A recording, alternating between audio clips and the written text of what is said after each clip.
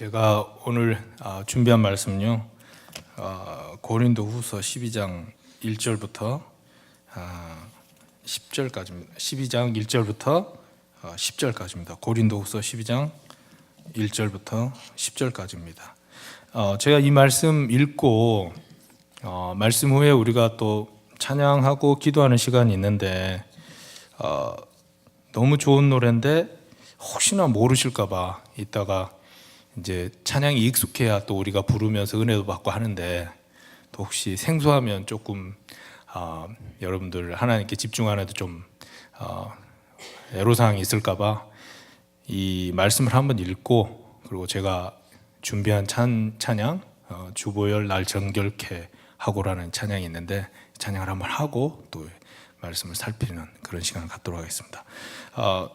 1절부터 10절까지 다 같이 한 목소리로 한번 다 같이 읽어보도록 하겠습니다. 시작.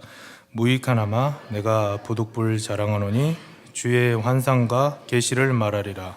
내가 그리스도 안에 있는 한 사람을 아노니 그는 14년 전에 셋째 하늘에 이끌려 간 자라. 그가 몸 안에 있었는지 몸 밖에 있었는지 나는 모르거니와 하나님은 아시느니라. 내가 이런 사람을 아노니 그가 몸 안에 있었는지 몸 밖에 있었는지 나는 모르거니와 하나님은 아시느니라. 그가 낙원으로 이끌려가서 말로 표현할 수 없는 말을 들었으니 사람이 가히 이르지 못할 말이로다.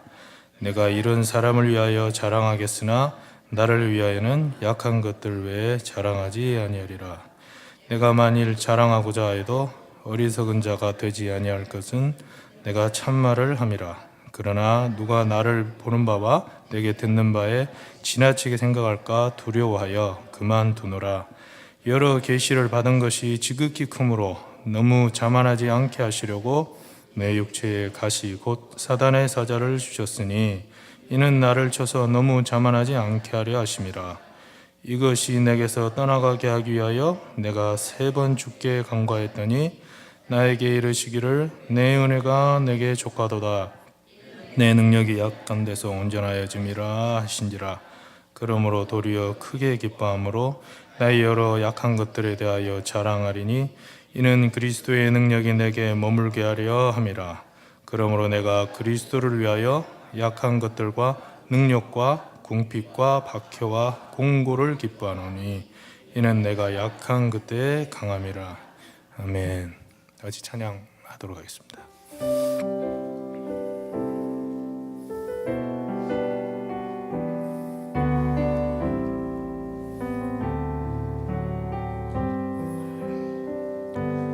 주보혈 날 정결케 하고 주보혈 날 자유케 하니 주 앞에 나 예배하는 이 시간 나의 모든 것을 주께 드리네.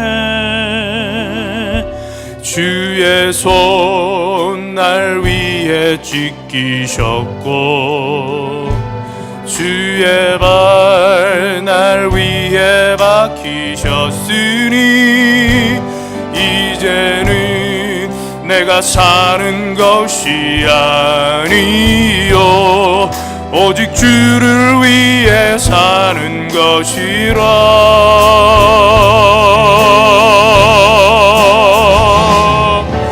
주의 손에 나의 손을 포개고 또 주의 발에 나의 발을 포개요. 나 주와 함께 죽고 또 주와 함께 살리라. 영원토록 주 위에 살리라. 주의 손에 나의 손을 포개고 또 주의 발에 나의 발을 포개요. 나 주와 함께 죽고 또 주와 함께 살리라. 영원토록 주 위에 살리라. 주 위에 살리라.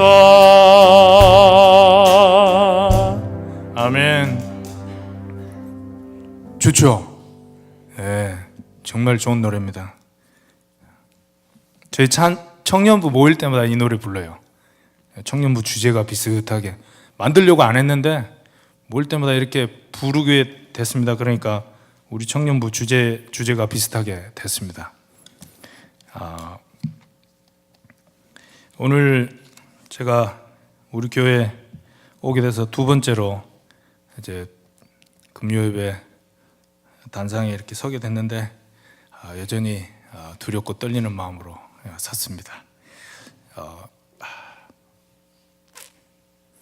제가 20년간 군생활을 하면서 여러 높은 분들 앞에 브리핑을 많이 했거든요. 많이 했습니다. 브리핑을 많이 했고 그 장군님들 앞에 브리핑을 했는데 그때보다 더 떨리는 것 같습니다. 제가 두 번째 서면 좀 괜찮을 것 같은데 그래도 떨리네요. 더 떨리는 것 같습니다. 그래서 좀 마음속에 불쌍한 전도사 도와달라고 기도해 주시는 마음으로 좀 들어주시기 바랍니다. 예.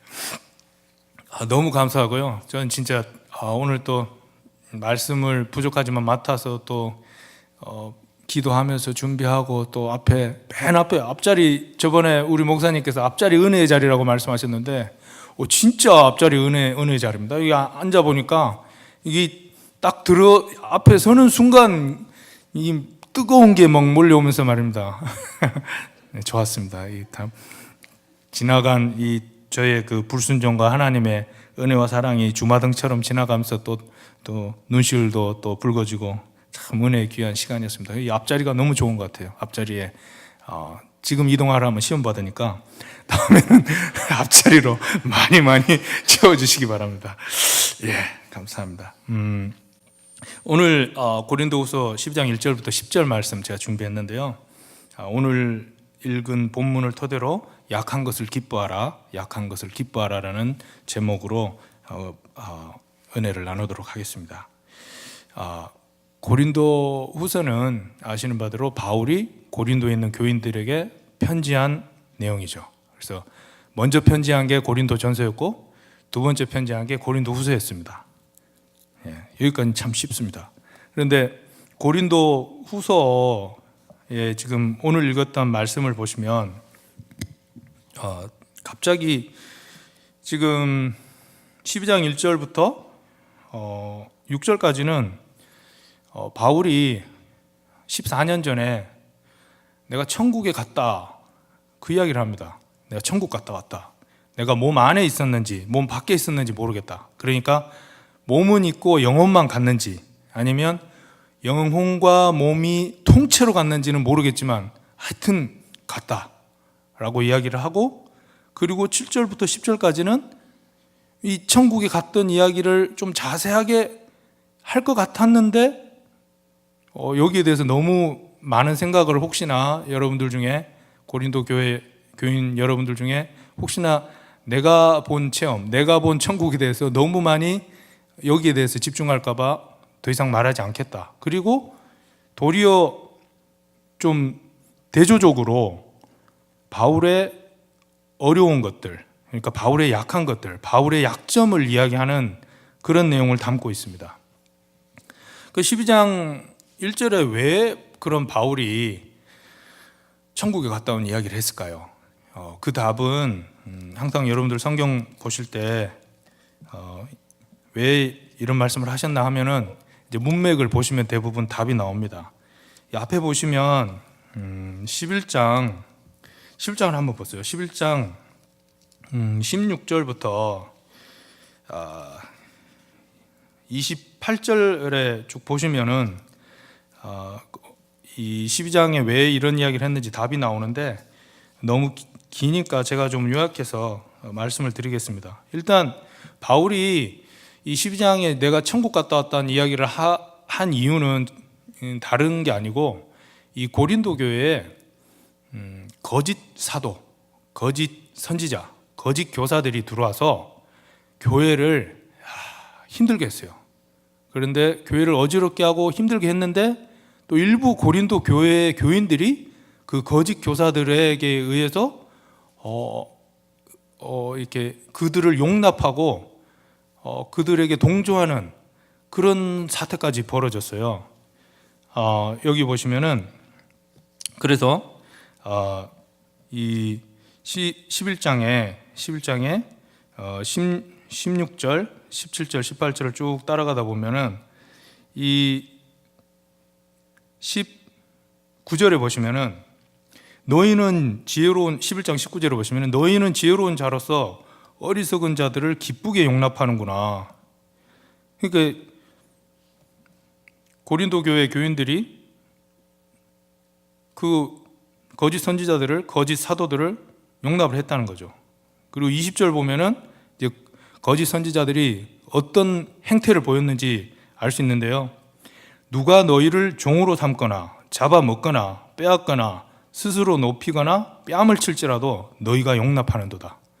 그러니까 거짓 선지자들이 와가지고 이 교인들을 종으로 삼고 잡아먹고 빼앗고 이 뺨을 쳤다는 건 어떤 모욕감을 막 주고 그랬다는 거 아닙니까? 인격적으로 모독을 주고 그랬다는 거 아닙니까?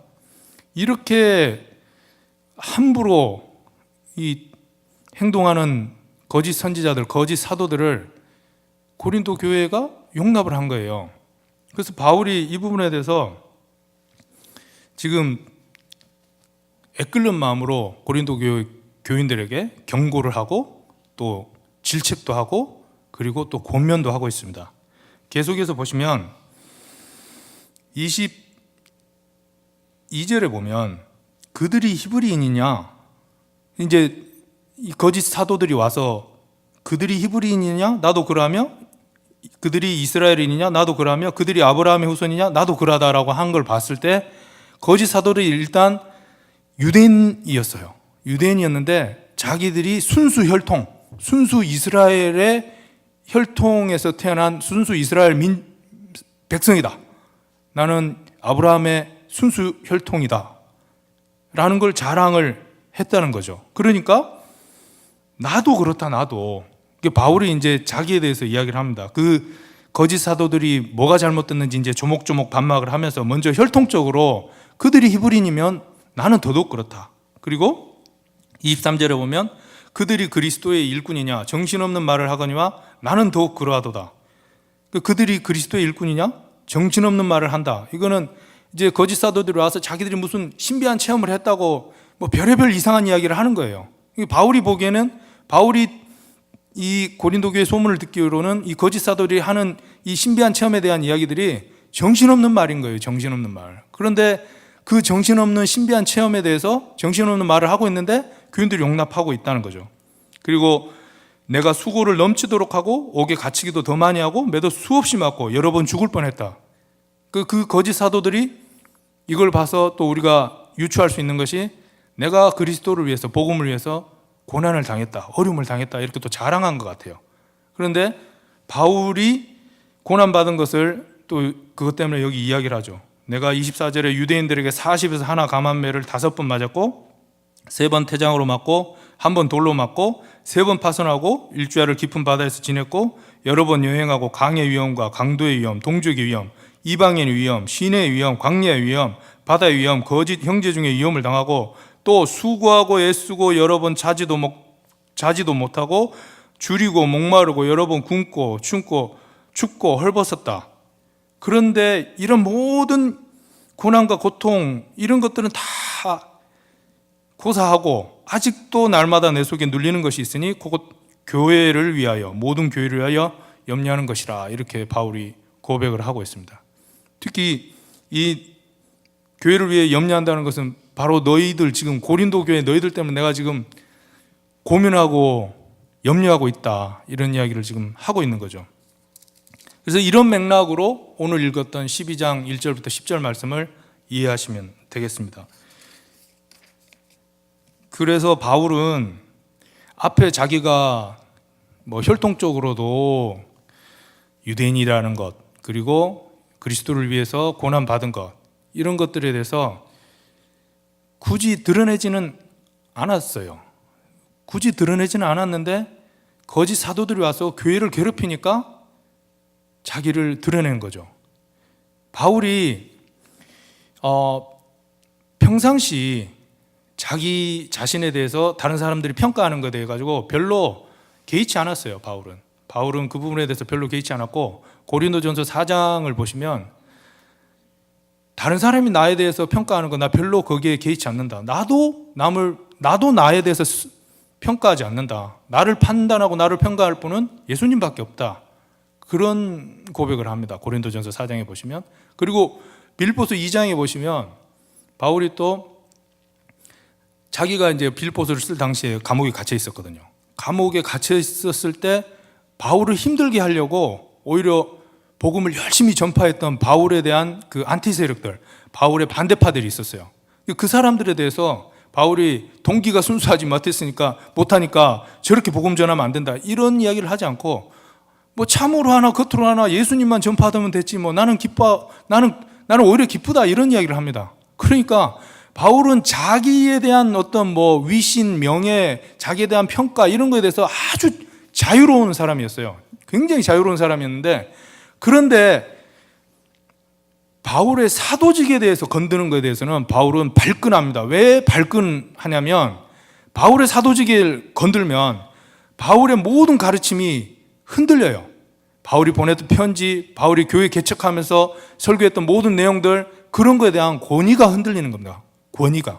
이 사도의 권위가 흔들리면 결국은 교회가 흔들리고 교회에 엄청난 혼란이 밀려오기 때문에 주님이 핏값으로 사신 교회에 대해서 이 사도직을 건든다는 것은 주님이 핏값으로 사신 교회를 흔든다는 거거든요. 그래서 바울이 이 부분에 대해서는 굉장히 단호하게 대처를 합니다. 굉장히 단호하게 대처를 하고, 여기 보시면은 그 거짓 사도들에 대해서 저주하고 경계하고 몰아낼 것을 지시하시는데요. 그런 맥락에서 이 12장 말씀을 하시는 거예요. 12장에 1절부터 6절까지 그 거짓 사도들이 하도 신비한 체험 많이 했다고 하니까 바울이 야, 난 천국 갔다 왔어, 이렇게 이야기를 하는 겁니다. 까불지 말라고. 난 천국 갔다 왔다고. 근데 이거를 자랑스럽게 이야기하는 게 아니라 어쩔 수 없이 무익하나마 부득불 자랑한다. 어쩔 수 없이 내가 이야기한다.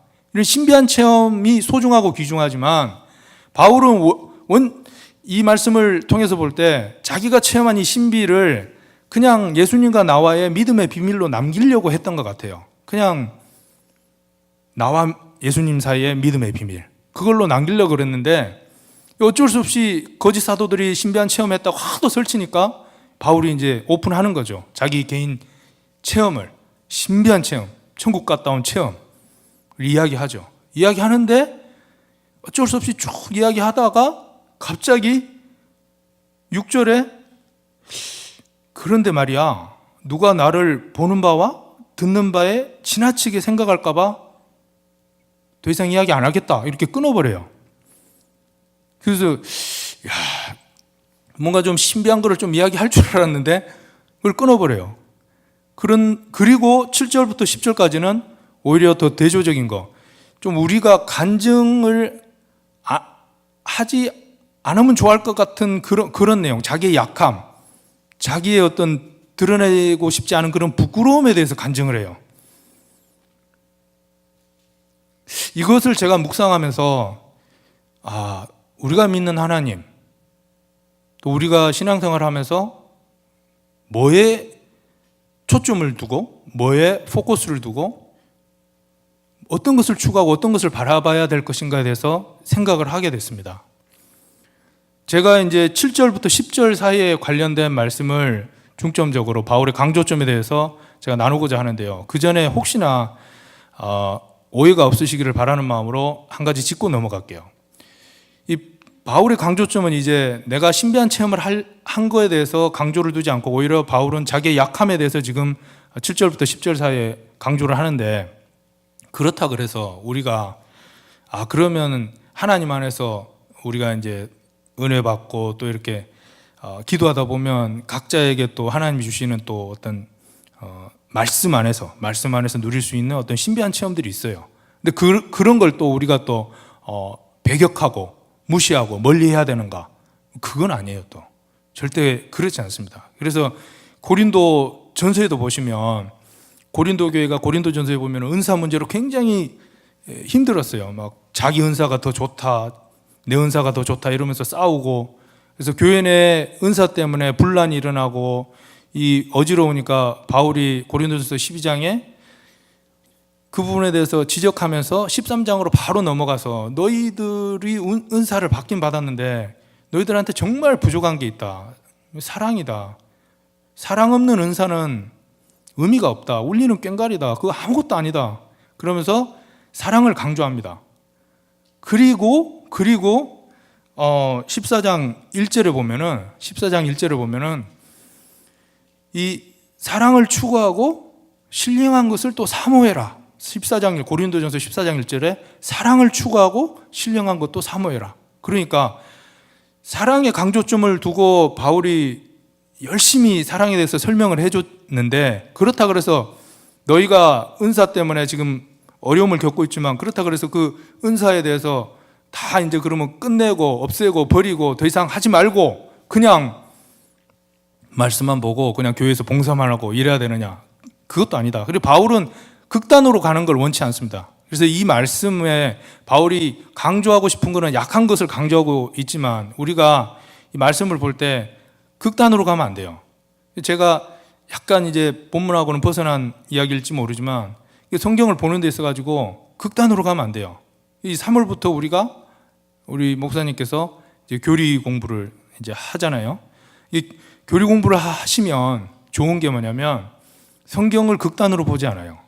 이게 하나님께서 말씀을 중심으로 해서 좌로나 우로나 치우치지 말라고 하셨는데 어디까지가 좌고 어디까지가 우인지, 어디까지가 우리가 성경 안에서 누릴 수 있는 그 해석의 그 폭은 어디까지의 가이드라인이 있는지, 어디까지 우리가 누릴 수 있는 울타리인지, 그런 것들을 이제 성경 공부, 조직 신학을 교리 공부를 하다 보면 그런 관점이 생기고 눈이 생기기 때문에 많이들 참석하시기 바랍니다. 그래서 저도 준비하면서 많이 참석하시기 바랍니다 이래놓고 제가 안 오면 이상하잖아요. 그래서 100% 참석은 어렵지만 저도 최대한 참석하려고 노력할게요.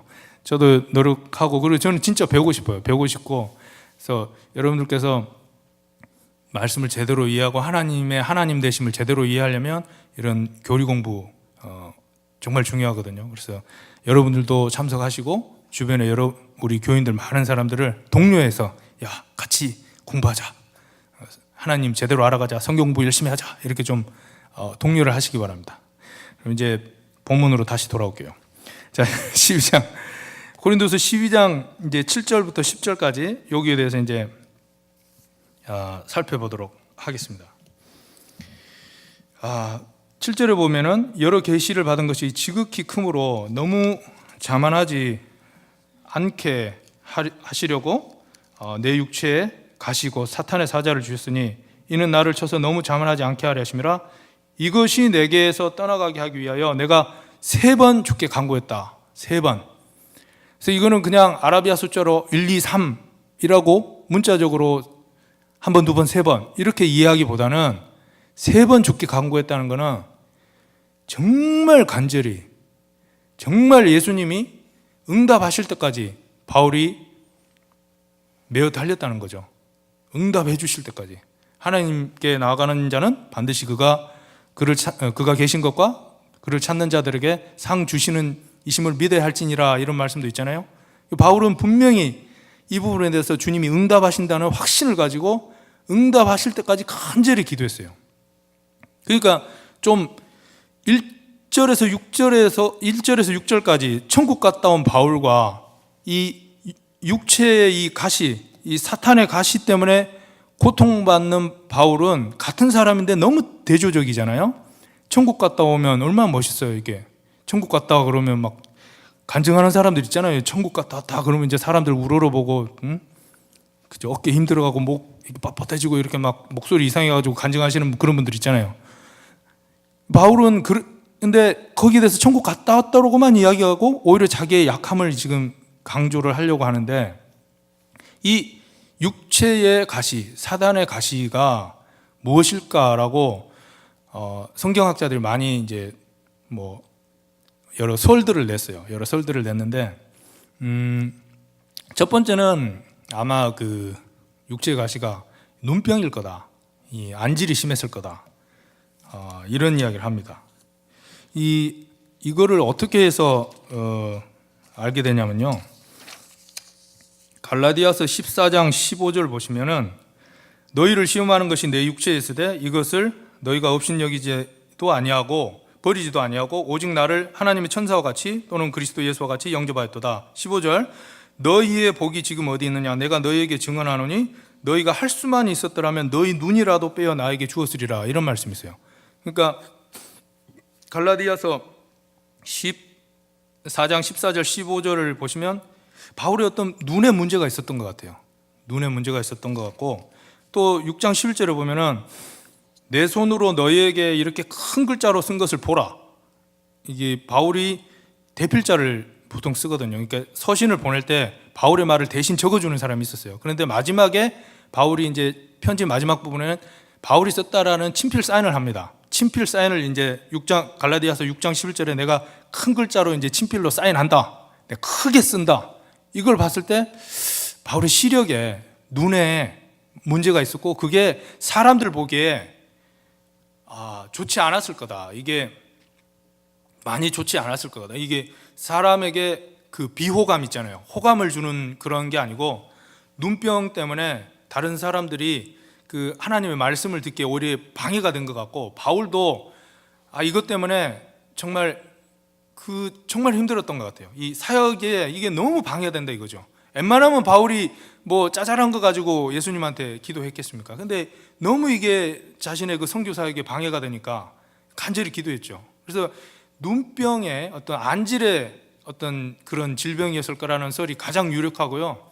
뭐 다른 데는 뭐 간질일 거다. 뭐 어떤 사람은 또 뭐 자기가 젊었을 때 그 예수 믿는 사람 많이 죽여가지고 죽인 것 때문에 그것 때문에 죄책감으로 인한 우울증이었을 거다. 뭐 이런 설을 하는 사람도 있고. 근데 안질일 경우가 가장 유력한데 그래도 확실한 건 몰라요. 확실한 건 모르는데 분명한 거는 바울의 선교 사역에, 바울의 사역에 엄청난 그 장애였어요. 이게 너무 힘드니까 바울이 간절히 기도했다는 거죠. 저는 이 3번 기도했다는 거에 은혜를 받습니다. 3번 기도했다는 그 은혜를 받는데, 바울도 천국 갔다 온 바울도 어떤 부분에 대해서는 1번도 아니고 2번도 아니고 3번 이 하나님하고 직통전화할 것 같은 한 라인이 있을 것 같은 우리 바울은 사도라서 이렇게 딱 들면 바로 하나님이 오케이 이렇게 응답하실 것 같지 않아요? 그런데 바울이 3번 간절히 기도했다는 게 우리가 어떻게 기도해야 되는지에 대한 어떤 교훈을 주는 것 같아요. 거기서 그 교훈을 하나 찾았으면 좋겠고요. 그래서 이 바울이 그래서 이제 간절히 기도했는데 응답 내용을 보면 좀 저는 믿음이 약해가지고 좀 이렇게 섭섭해요. 간절히 기도하면 낫게 해주셔야죠. 바울이 손만 얹어서 뭐 치료받은 환자가 한두 명이에요. 이 죽은 사람도 살린 바울인데 그 바울이 간절히 기도했는데 예수님이 응답하시잖아요. 예수님이 9절에 보시면 나에게 이르시기를 내 은혜가 내게 족하도다. 이는 내 능력이 약한 데서 온전하여 짐이라 하신지라. 이렇게 말씀을 하세요. 좀 의외지 않습니까? 여러분들 혹시 기도할 때 기도한 대로 안 됐을 때 섭섭한 적 있지 않으셨어요? 저도 그렇고 주변에 다른 많은 분들 보면은 하나님께서 신실하시기 때문에 기도하면은 대부분 그대로 다 해주세요. 기도의 그 응답의 타이밍하고 어떤 방법이 조금 달라서 그렇지, 기도하는 분들은 왜 기도하냐면 기도 응답의 체험이 있기 때문에 기도하거든요. 여기 나와 있는 모든 분들 나름대로 이 신앙의 어떤 뭐가 있잖아요. 이 체험들, 기도 응답의 체험들. 그래서 이 밤에도 이렇게 나오셔서 기도하시는 거 아니에요? 그런데 대부분 다 기도하면 다 그대로 응답이 되는 경우가 많죠. 그런데 간혹 가다 보면 이렇게 내 기도 내용과 다른 응답이 올 때가 있어요. 어쩌면 하나님께서는 바울이 하나님, 예수님의 이 내 은혜가 내게 족하다라는 이러한 응답에 대해서 기쁨으로 받을 때까지 그 3번 기도의 과정을 통해서 그 마음밭이 그렇게 될 때까지 기다리시지 않았나, 그런 추측을 또 해봅니다. 여하튼 예수님이 그렇게 응답하니까 바울의 또 반응은 더 의외예요. 섭섭하다 뭐 이런 게 아니고 기뻐했다는 거예요. 기뻐했다는 거. 안 고쳐주셨는데도 내 은혜가 내게 족하다. 이 응답에 바울이 기뻐했다는 거예요. 저는 여기에 대해서 참 이럴 수 있었을까? 어떻게 이럴 수 있을까라고 좀 이렇게 생각하던 차에 제가 이런 비슷한 분을 우리 교회에서 만났어요. 우리 사랑선교교회. 우리 사랑선교교회에서 그 전에 이 선교사님 오셔서 이제 뭐 기도해주고 뭐 이렇게 하셨잖아요. 그래서 이제 어떤 분한테 누군지는 제가 밝히지는 않겠습니다. 물어봤어요. 많이 뭐 좋아지셨냐고. 그러니까 좀 좋아졌는데 그래도 좀 아프다고. 그러니까 그러면 더 열심히 더 빡시게 기도해가지고 나으셔야 되겠네요 하니까 그분이 그러시더라고요. 아니 좀 아파야지 하나님께 붙어있지요 그러더라고요. 이게 바울 같은 이 태도예요. 좀 아파야지 하나님께 붙어있죠.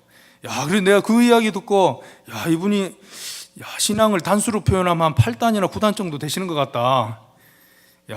훌륭한 분이시구나. 나 그런 생각을 했어요. 우리 가운데도 있어요.